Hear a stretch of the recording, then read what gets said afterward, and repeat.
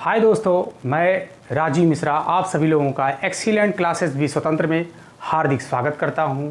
उम्मीद करता हूं आप लोग स्वस्थ होंगे, अच्छे होंगे और इसी के साथ साथ हमारा जो है पिछला लेक्चर जो है वो कंप्लीट हुआ था।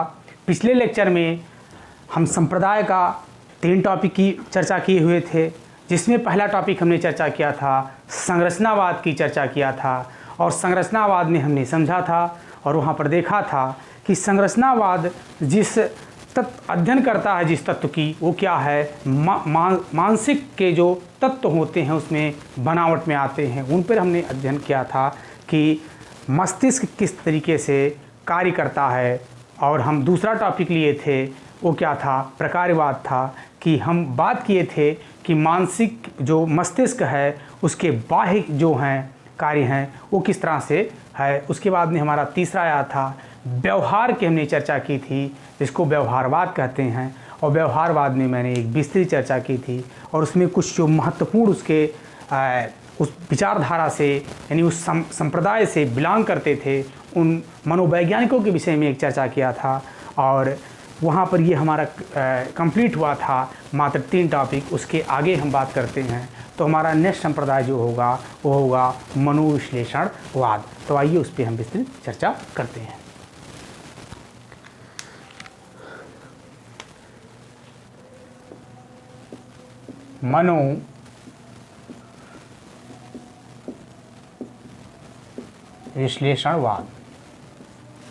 मनोविश्लेषणवाद जो ये संप्रदाय है इसके जो प्रतिपादक हैं वो प्रतिपादक हैं फ्रायड महोदय। कौन है?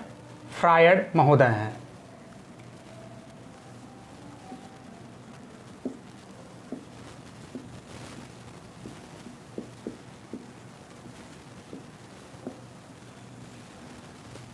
फ्रायड महोदय हैं और उन्होंने कहा है, क्या कहा कि मन के जो होते हैं वो 3 स्तर होते हैं। कितने स्तर होते हैं? 3 स्तर होते हैं। तो आइए हम लोग उसको क्रम बाई क्रम जानते हैं। तो पहला स्तर उन्होंने बताया कि होता है चेतन मन। मन का जो स्तर, पहला स्तर उसे हम चेतन मन कहते हैं। दूसरा जो स्तर हमारा होगा उसे अर्धचेतन या फिर इसी को कहते हैं अवचेतन। ठीक। तीसरा हमारा इस संप्रदाय में जो आएगा मन पे स्तर जो बताया गया है वो आएगा हमारा अचेतन। ठीक, इसमें स्तर आप लोग जोड़ लीजिए।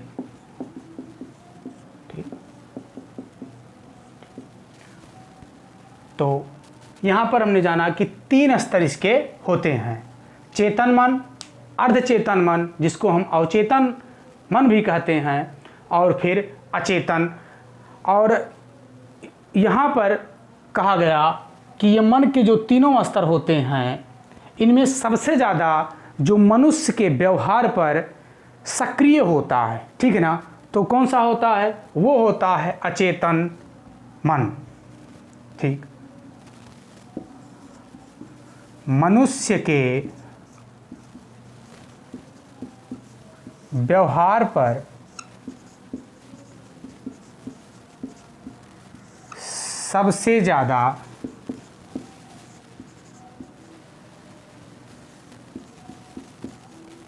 अचेतन मन,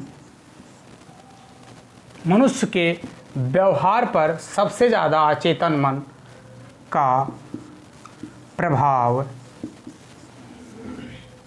पड़ता है। ठीक। तो हमने ये टॉपिक जाना।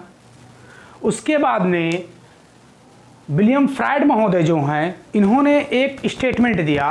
वो स्टेटमेंट ये दिया कि मन जो होता है, मन ये समुद्र में तैरते हुए हिमखंड के समान है जिसका अधिकांश भाग दिखाई नहीं देता है, या कह सकते हैं कि वो डूबा रहता है। तो क्या कहा उन्होंने, आइए उस स्टेटमेंट को जानते हैं। तो स्टेटमेंट में दिया कि मन जो है, मन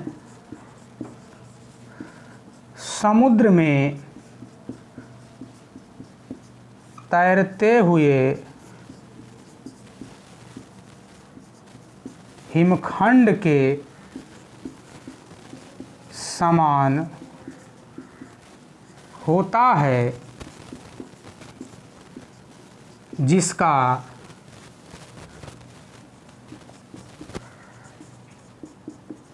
अधिकांश भाग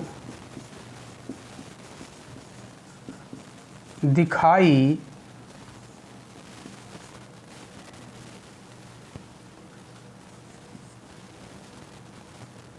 नहीं देता,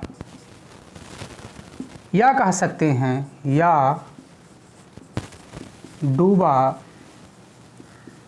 रहता है। तो आइए आप लोग पहले इतना एक स्क्रीनशॉट ले लीजिए और इसको आप लोग स्क्रीनशॉट ले लीजिए, इसके बाद इसके आगे बात करते हैं।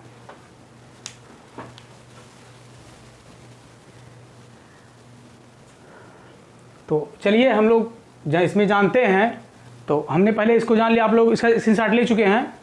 तो पहले इसको समझेंगे कि चेतन मन किसे कहते हैं, ठीक है ना। तो चेतन मन उसको कहते हैं, समझ रहे बात को।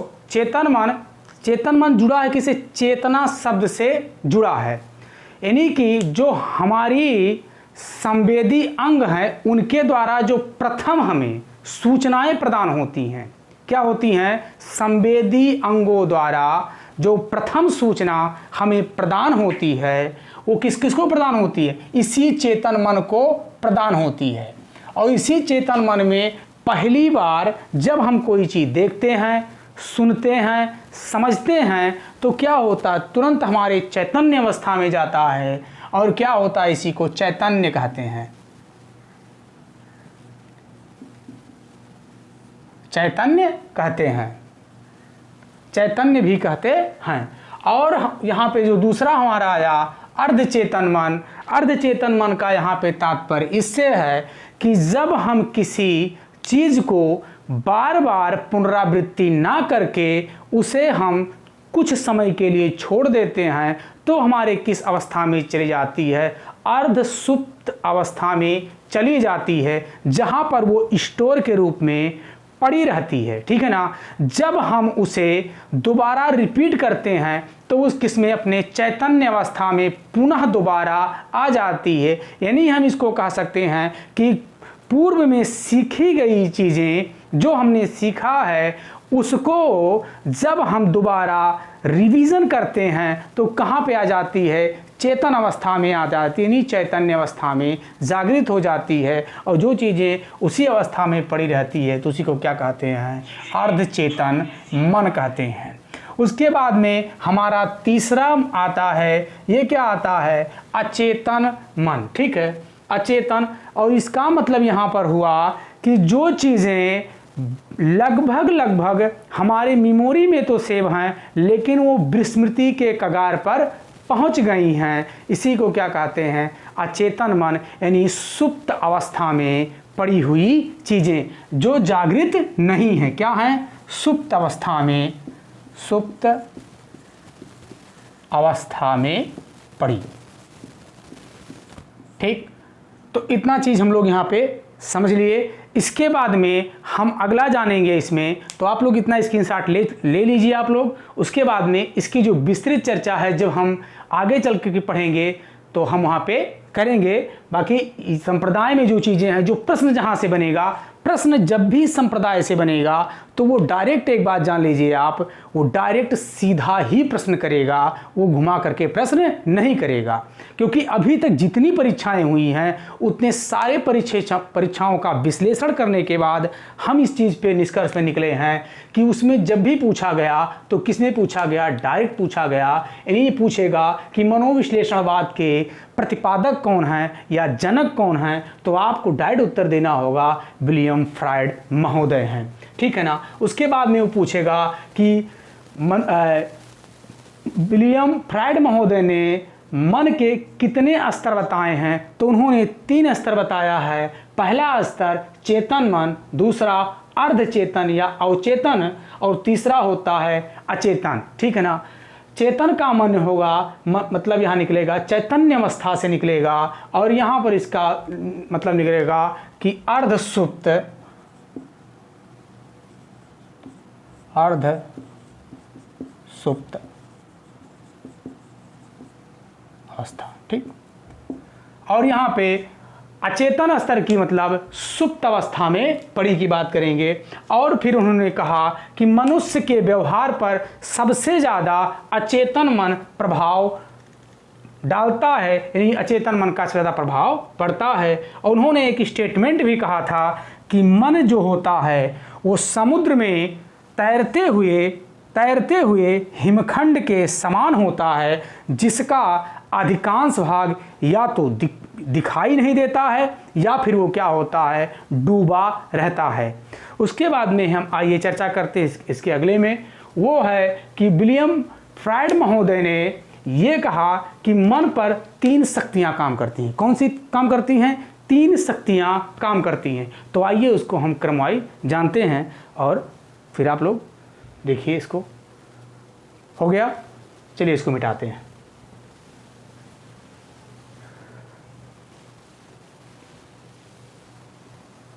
फ्रायड महोदय ने बताया कि मन पर जो होती है वो 3 शक्तियां काम करती हैं। आइए देखते हैं कौन कौन शक्तियां काम करती हैं। तो पहली मन पर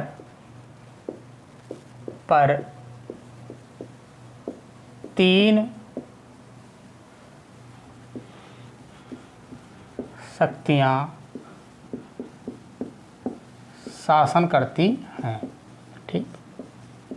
कौन कौन करती हैं?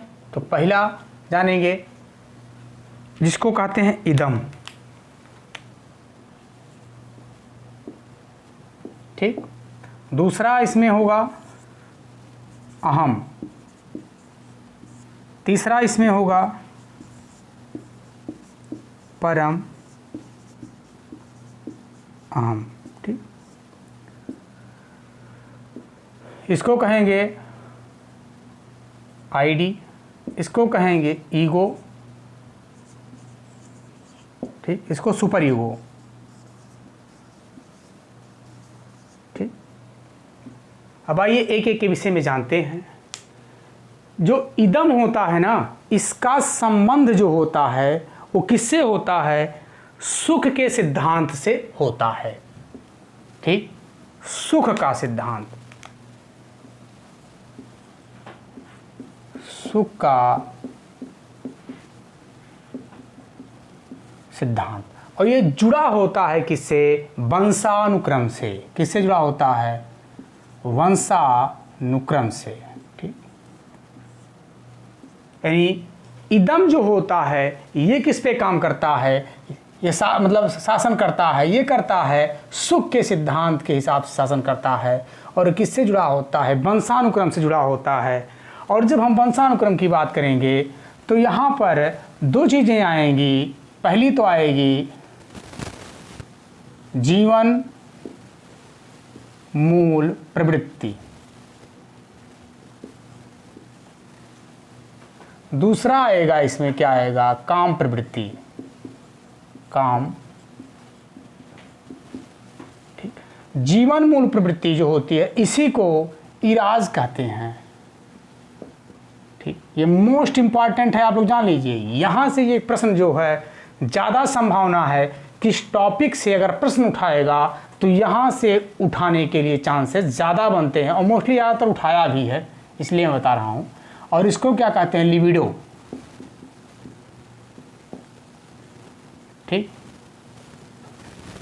उसके बाद में जब हम अहम की बात करेंगे तो अहम में हम आएंगे ईगो में। तो ये किससे बात करता है? ये तो बात किया वंशानुक्रम की, और ये बात करता है वास्तविकता की। ठीक। वास्तविकता की बात करेंगे। ये जुड़ा होता है किससे? ये जुड़ा होता है वातावरण से। किससे? वातावरण से जुड़ा होता है। और इसमें क्या होता है कि ये बात करता है किसका? सामान्य अंतःकरण की।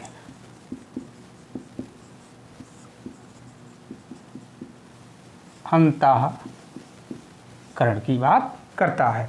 उसके बाद में हम आते हैं तीसरी शक्ति की, जिसका नाम है परमहम यानी सुपर ईगो। और सुपर ईगो की जब हम बात करते हैं तो इसको हम कह सकते हैं कि बुरी इच्छाओं को चेतन मन में आने से रोकता है।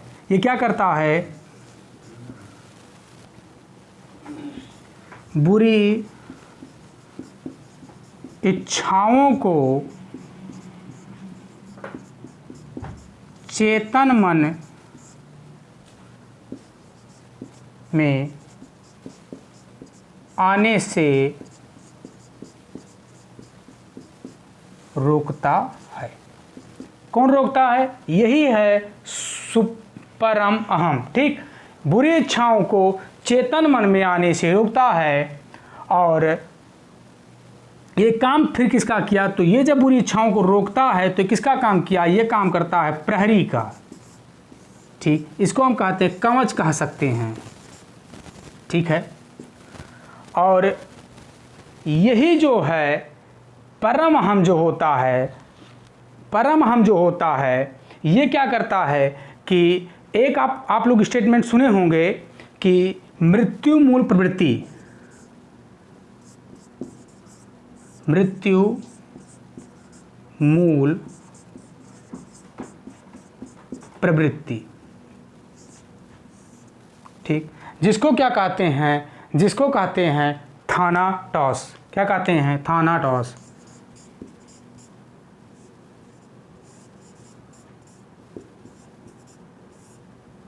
ये क्या करता है कि जो नकारात्मक यानी बच्चे के व्यवहार में जब बात करेंगे तो क्या होता है, कभी कभी उसके मन में कुछ नकारात्मक बातें आती हैं। जैसे बातें आती हैं, कुछ बुराइयों की बातें आ गई उसके मन में आ जाती हैं, तो वो क्या होता है कि वो चैतन्य अवस्था में ना जाने पाएँ।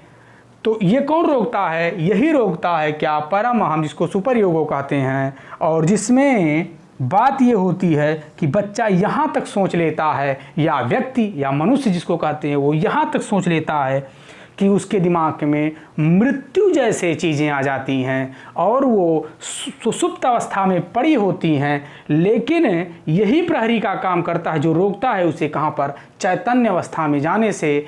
जब ये चीज़ें चैतन्य अवस्था में चली जाती हैं तभी लोग क्या होता है, सुसाइड करते हैं, अन्यथा वो लोग सुसाइड ना करें। तो यही चीज़ें यहाँ पे कही गई कि ये चीज़ें जो हैं ये सुसुप्त अवस्था में होंगी, और जब ये चैतन्य अवस्था में जाएंगी तभी क्या होगी? दिक्कत होगी। तो ये प्रहरी का काम करता है जो वहाँ पे जाने से रोकता है और वहाँ पर नहीं जाने देता है। और इनके जो मनोविश्लेषणवाद के और भी जो समर्थक थे संप्रदाय के, वो एडलर महोदय थे। तो हम यहाँ पे लिख देते हैं समर्थक।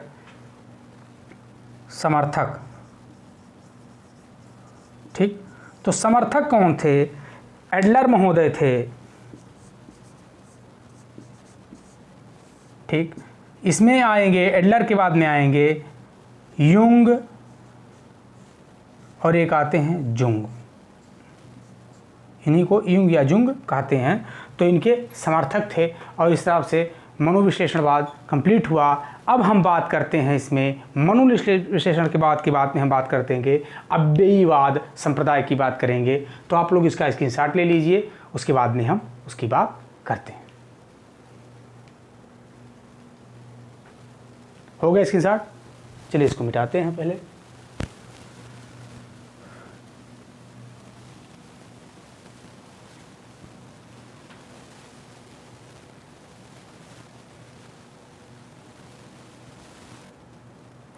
आइए नेक्स्ट संप्रदाय की बात करते हैं, जो क्या हमारा संप्रदाय है? अव्ययीवाद संप्रदाय। ठीक है ना? अव्ययीवाद या इसी को कहते हैं गेस्टाल्टवाद।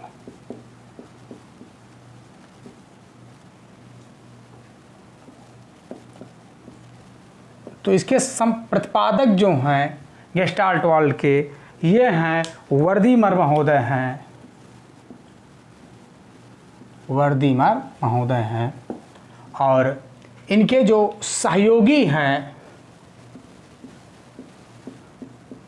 ठीक है। सहयोगी कौन है? तो सहयोगी हैं एक कोफ़ा या कोफ़ा भी बहुत लोग कहते हैं इनको, इसी को आबली करके लेते हैं कोफ़ा। और इनके और एक सहयोगी हैं जिनका नाम है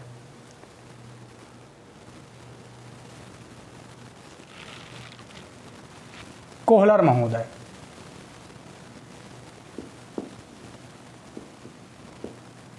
ठीक, अब आइए इसमें बात करते हैं कि ये क्या चीज़ होता है अवयवीवाद। तो जिस तरह से लिखा है ना, अवयवी, अवयव का मतलब होता है अंश, ठीक है ना, अवयव, ठीक है ना, तत्व जिसको कहते हैं। और उसका जो अध्ययन किया जाएगा किसमें? पूर्ण रूप में, ठीक है ना, किसमें किया जाएगा? पूर्ण रूप में किया जाएगा। तो इसका शाब्दिक अर्थ होगा, क्या होगा? अर्थ होगा समग्र या पूर्ण, ठीक है ना। ये पूरी की बात करेगा, समग्र या पूर्ण की बात करेगा। और उसमें अवयव का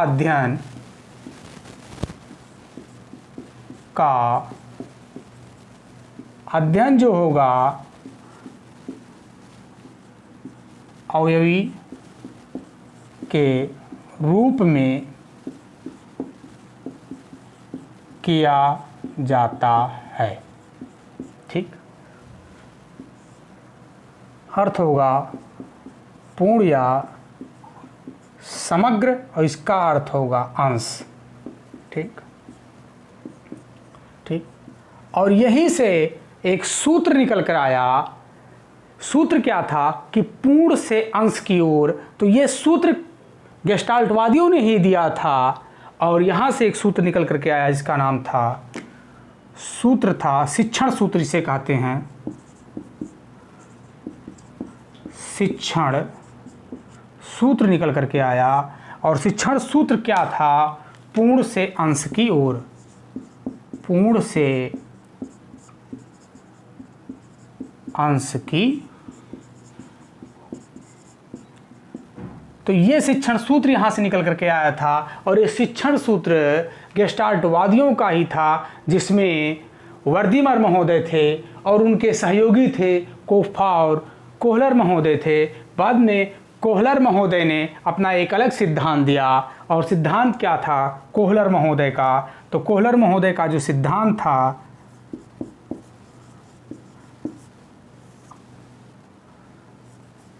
ये था सूझ पे आधारित था। सूझ मतलब समझ पे आधारित था कि बौद्धिक समझ किस तरह से होती है, उस पे आधारित था कि समझ से कैसे बच्चा या बालक कार्य करेगा। तो इसको सिद्धांत को इसीलिए नाम दिया गया सूझ एवं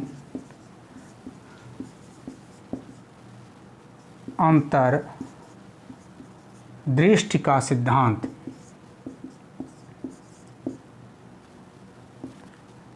अंतर्दृष्टि का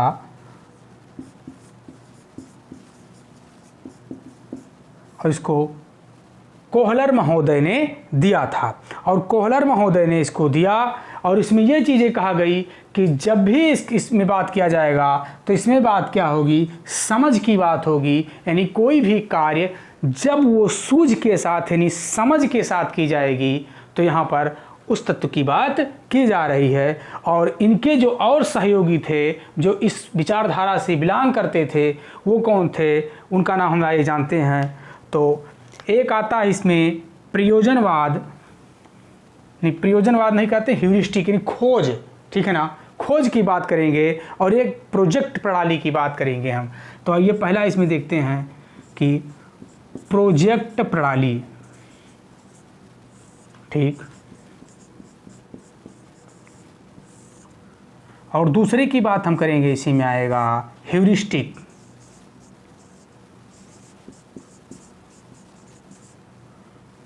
ह्यूरिस्टिक जिसको अन्वेषण विधि कहेंगे। ठीक, और प्रोजेक्ट प्रणाली को हम एक और नाम से जानते हैं कि ये परियोजना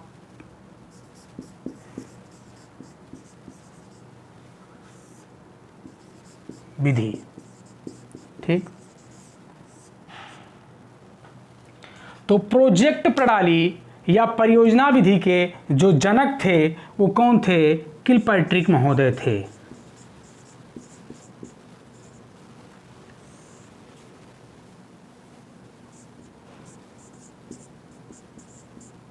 किलपैट्रिक महोदय थे।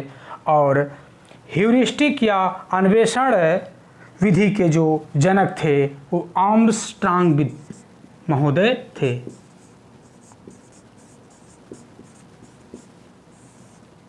ठीक, तो हमने जाना कि प्रोजेक्ट प्रणाली, जिसको परियोजना विधि भी कहते हैं, इसकी खोज यानी जो इसके जनक हैं किलपैट्रिक महोदय हैं, और दूसरी इसी में जो हमारा आता है ह्यूरिस्टिक विधि, आर्मस्ट्रांग महोदय इसके प्रतिपादक हैं। अब हम समझते हैं कि प्रोजेक्ट प्रणाली किसे कहते हैं। तो आप लोगों ने देखा होगा विद्यालयी स्तर पर, खासकर प्राथमिक बच्चों में देखा गया कि गुरुजी कह देते हैं कि आप लोग एक प्रोजेक्ट बनाकर लेकर आइए, और प्रोजेक्ट आप किसी विषय पे देंगे कि उस विषय से संबंधित जानकारियों को इकट्ठा करना। तो वो चीज़ क्या हो गया, और फिर उसको एक डायरी में क्रमबद्ध तरीके से लिखना, या उसी को कहते हैं कि पूरी तरीके से क्या करना, उसको एक प्रोजेक्ट का रूप प्रदान करना। तो वही चीज़ है यहाँ पे प्रोजेक्ट प्रणाली। और दूसरी जो ह्यूरिस्टिक या अन्वेषण विधि है, इस विधि का मतलब ये होता है कि बच्चे को खोजी बनाना, यानी जीन पियाजे महोदय ने पहले इसे कह दिया था कि बच्चा एक नन्हा खोजकर्ता वैज्ञानिक होता है। तो यहाँ पर वही चीज़ कहा गया कि बच्चे को ऐसी व्यवस्था उपलब्ध कराई जाए या ऐसी व्यवस्था में उससे डाला जाए जहाँ पर वो चीज़ों को खोज सके, यानी स्वतः वो खोज करके ज्ञान अर्जन कर सके। तो उसी को कहते हैं ह्यूरिस्टिक विधि या अन्वेषण विधि, या इसको खोज विधि भी कह सकते हैं। तो हमारा ये कंप्लीट हुआ क्या? इसी के साथ एक कंप्लीट हो रहा है अव्ययवाद या गेस्टाल्ट वाद। और आप लोग इसका स्क्रीनशॉट ले लीजिए, और उसके बाद में हम चर्चा आगे करते हैं दूसरे संप्रदाय पे। ठीक, तो आप लोग इसका स्क्रीनशॉट लीजिए। चलिए,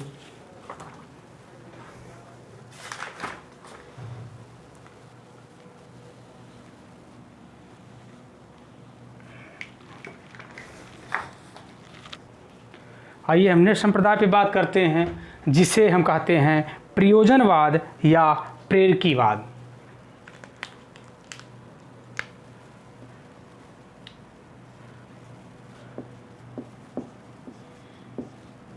प्रयोजनवाद या इसी का नाम है प्रेरकीवाद। ठीक है, और इसके जो प्रतिपादक महोदय हैं विलियम मैकडूगल महोदय हैं। विलियम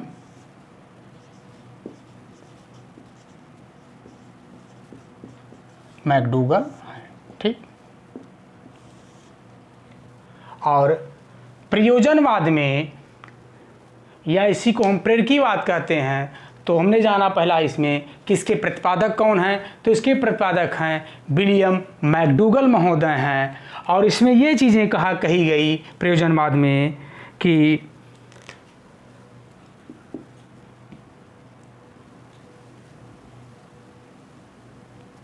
मनुष्य के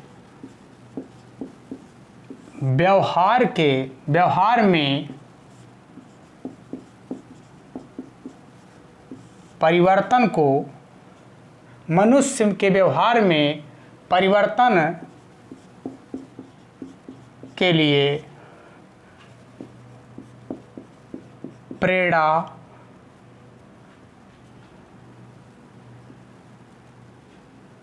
जो होता है क्या होता है, महत्वपूर्ण होता है। प्रेरणा महत्वपूर्ण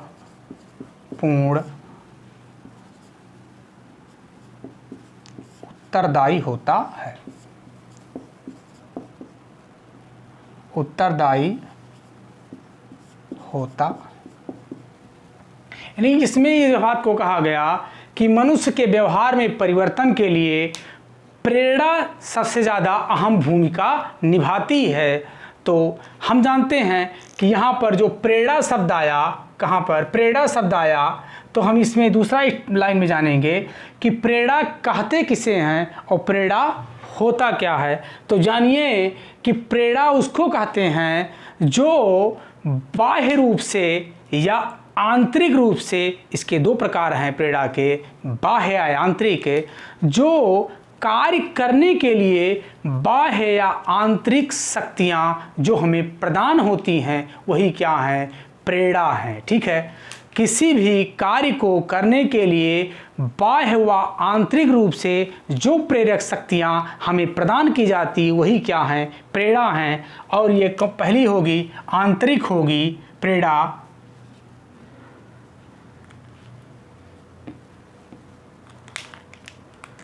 आंतरिक प्रेरणा, और एक होगा बाह्य प्रेरणा।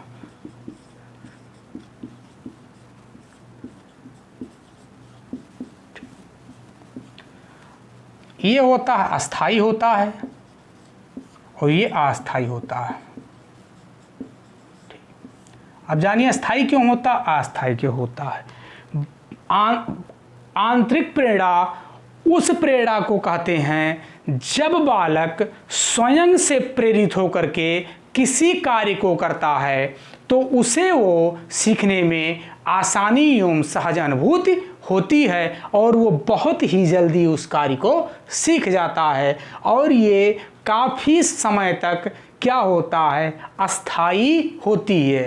यानी स्वयं से प्रेरित होकर के सीखी हुई चीज़ें क्या होती हैं, दीर्घ समय के लिए अस्थाई होती हैं। और जो बाह्य प्रेरणा है, बाह्य प्रेरणा के द्वारा चीज़ों को जो सीखा जाता है वो अस्थाई होती हैं। जब उसे बाह्य प्रेरणा स्वरूप जो भी शक्तियाँ हमें दिया जा रहा है, जब वो उसको नहीं मिल पाता है तो उसके सीखने में दिक्कत आने लगती है और ये क्या होता, अस्थाई होता है। लेकिन प्रेरणा दोनों प्रकार से दी जा सकती है। बस यही ध्यान में रखा जाए कि जो बाह्य प्रेरणा हो ये क्या हो, अल्प समय के लिए हो और अस्थाई हो। जब वो बालक करना सीख जाए कार्य को तो उसे छोड़ देना चाहिए, जिससे वो आगे करता रहे। उसे बार बार बाह्य प्रेरणा नहीं देनी चाहिए। और इसमें जो तीसरी चीज़ हम जानेंगे वो ये जानेंगे हम कि इसका एक चक्र होता है। ठीक है ना, चक्र क्या होता है इसमें कि आवश्यकताएं होंगी, किसी चीज़ की आवश्यकता होगी। जैसे भोजन आवश्यकता बनी बालक के लिए। जब कोई बालक, एक उदाहरण देते हैं हम, आप समझिए इस चीज़ को फिर हम बताते हैं। जैसे कक्षा 5 का कोई बच्चा है, प्राथमिक का बच्चा है और वो क्या है, भूखा है, यानी वो सुबह से भोजन नहीं किया है और वो दोपहर के 12 बज गए और क्लास में गुरुजी उसको पढ़ा रहे हैं, तो उसका मन क्या पढ़ाई में लगेगा? नहीं लगेगा। उसका पढ़ाई में मन नहीं लगेगा, क्योंकि वो क्या है, भूख उसके अंदर है और वो क्या है, उससे संवेगात्मक रूप से प्रभावित है, उससे भूख से, और उसका मन उसी भूख पर लगेगा। जब वो भूख उसकी पहले शांत हो जाएगी तो फिर उसको जो शिक्षाएं दी जाएंगी या जो चीज़ें बताई जाएंगी उसके समझ में आएगा और उस चीज़ के प्रति अनुक्रिया करेगा। और अगर नहीं उसकी पहली भूख मिटाई गई तो वो नहीं किया जाएगा। इसीलिए वर्तमान में ये जो मिड डे मील मेनू चालू हुआ ना, ये इसी को देखते हुए मतलब उसमें ध्यान में रखते हुए चालू किया गया है। तो आइए हम पहले उस प्रेरणा चक्र को जानेंगे। ठीक है ना, तो प्रेरणा चक्र हम बना देते हैं आप लोग के समक्ष। अभी प्रेरणा चक्र, ये प्रेरणा चक्र हम बना दे रहे हैं, आप समझिए इस चीज़ को फिर बता रहे हैं।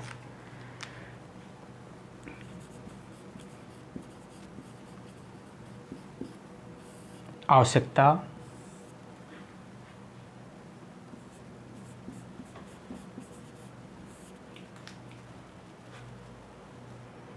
चलिए यहाँ बना दे रहे हैं क्योंकि दिखेगा नहीं वहाँ पे। ठीक, यहाँ बना दे रहे हैं। ठीक,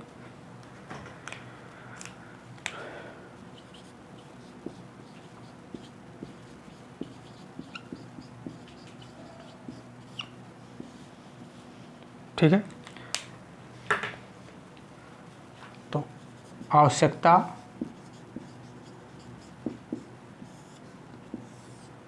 तनाव या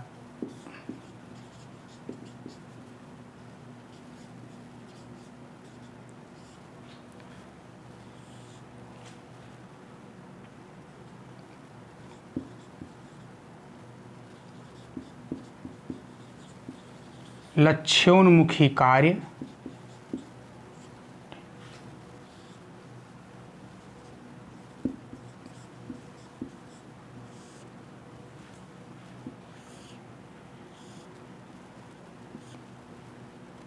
और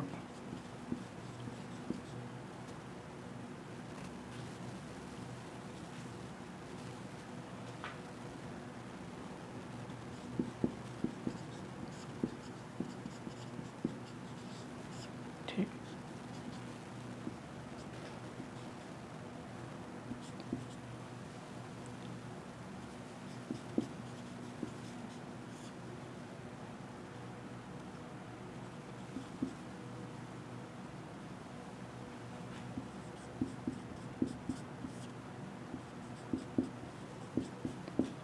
चलिए अब इसको हम समझते हैं।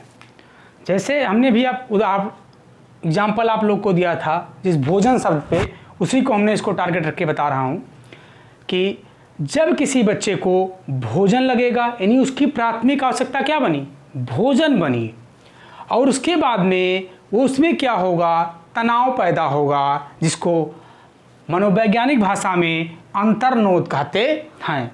और जब उसमें तनाव होगा तो वो कैसा कार्य करेगा, उसी भोजन के प्राप्ति के लिए उसी दिशा में कार्य करेगा, यानी जो बातें भूख मिटाने के ही विषय में होंगी उसी विषय में वो सोचेगा, उसी विषय में बात करेगा।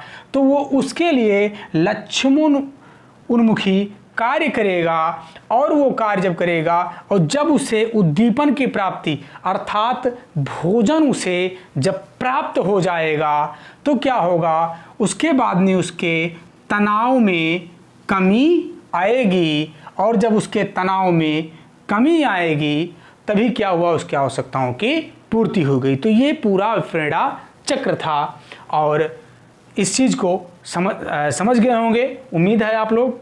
उसके बाद में हम बात करेंगे इसमें कि ये चीज़ें जो होती हैं ये किस पे आधारित होती हैं। तो इसमें हम आपको बता दें कि मैकडूगल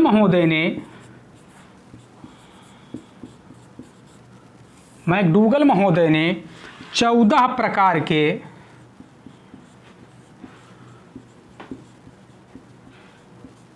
संवेग बताए हैं।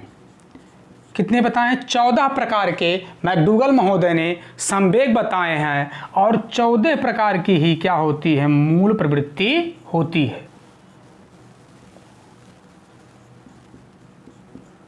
और मूल प्रवृत्ति किससे जुड़ी होती है, संवेग से जुड़ी होती है। और ये जो होती है ये क्या होती है, जन्मजात होती है। क्या होती है, जन्मजात होती है।